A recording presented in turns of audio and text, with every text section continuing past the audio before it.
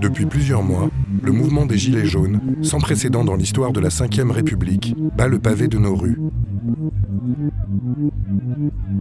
Un mouvement de citoyens et citoyennes, né spontanément, qui ne se rattache à aucun parti politique.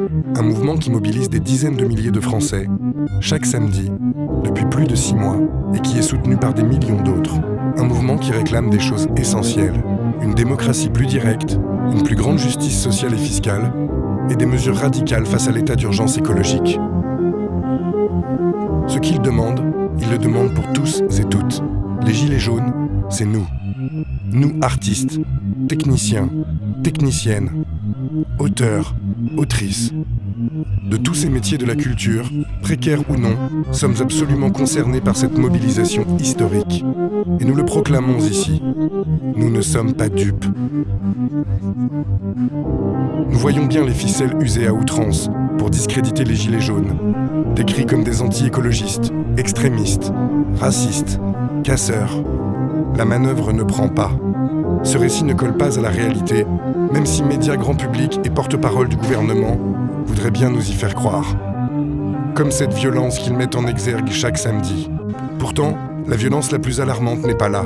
Le bilan de la répression s'aggrave chaque semaine. Au 19 avril 2019, on recensait 1 décès, 248 blessés à la tête, 23 éborgnés et 5 mains arrachées chez les manifestants et manifestantes. C'est indigne de notre République. Et nous ne sommes pas les premiers à le dénoncer. Amnesty International, la Ligue des droits de l'homme, l'ONU, l'Union européenne, le Défenseur des droits, tous et toutes condamnent les violences policières sur les Gilets jaunes en France. Le nombre de blessés, de vies brisées, d'arrestations et de condamnations dépasse l'entendement. Comment peut-on encore exercer notre droit de manifester face à une telle répression ? Rien ne justifie la mise en place d'un arsenal législatif dit anti-casseur qui bafoue nos libertés fondamentales. Nous ne sommes pas dupes. La violence la plus menaçante est économique et sociale. C'est celle de ce gouvernement qui défend les intérêts de quelques-uns au détriment de tous et toutes. C'est la violence qui marque les corps et les esprits de celles et ceux qui s'abîment au travail pour survivre. Puis nous devons, et c'est une urgence historique, affronter collectivement la crise écologique et trouver des solutions justes et efficaces, afin de laisser un monde vivable à nos enfants. Nous ne sommes pas dupes.